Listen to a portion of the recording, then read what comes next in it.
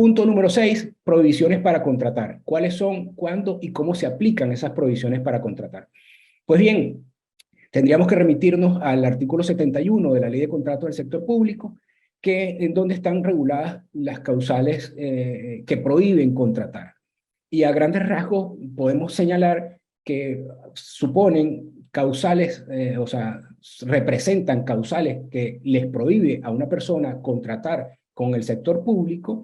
Bueno, efectivamente, cuando han sido condenadas por medio de sentencia definitivamente firme por delitos que son realmente graves, delitos de terrorismo, constitución o integración de grupos o organizaciones criminales, asociación para delinquir, financiamiento ilegal de partidos políticos, hechos de corrupción, delitos realmente importantes y que son realmente relevantes para el interés público.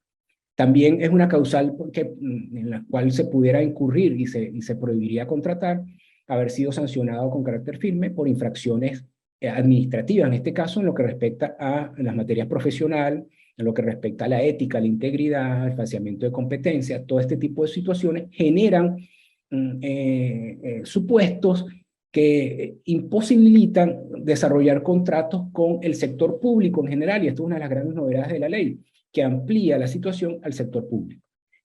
Como esta, hay un sinfín de causales que evidentemente el tiempo no nos permite desarrollar uno a uno, porque realmente son un catálogo importante.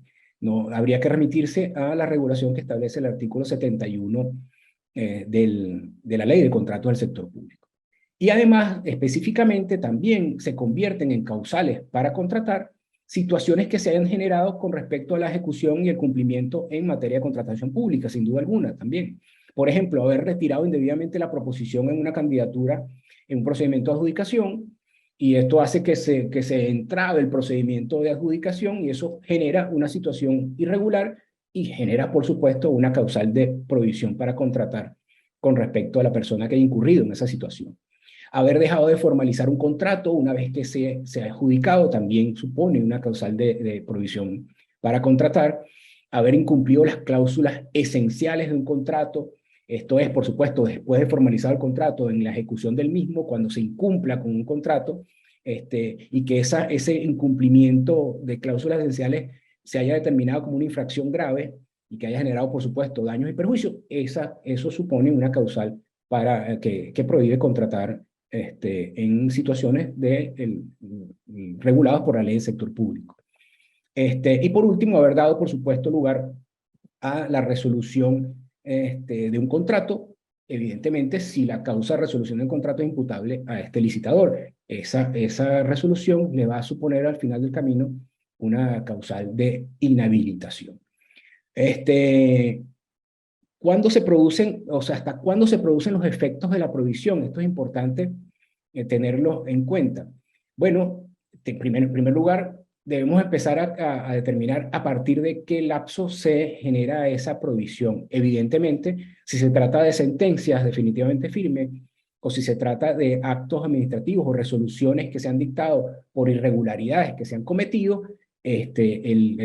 los lapsos de inhabilitación comienzan a correr a partir de la firmeza de la sentencia, a partir de la notificación de la resolución, y indudablemente que en el resto de los casos comenzará a correr esos lapsos a partir de que se inscriba esa situación en el registro de licitadores, en el ROLES.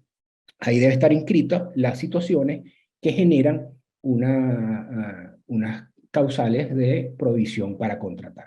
¿Y cuál es el lapso de duración? Efectivamente, el lapso de duración y el régimen de aplicación de esas inhabilidades estará establecida principalmente en las sentencias que declare penalmente, que condene a esa persona determinada, pero en el caso incluso que no se determine, el efecto de la declaratoria no podrá exceder de 5 años desde la condena por sentencia definitivamente firme. Y en el resto de los casos, incluyendo las resoluciones y las situaciones generadas como incumplimientos o no de contrato, el lapso de inhabilitación, en grandes rasgos, por supuesto, será de 3 años. Entonces, tenemos 5 años para el caso de sentencia, cuando no se dice nada, y 3 años para el caso del resto de las situaciones que se pudieran verificar sobre esa base.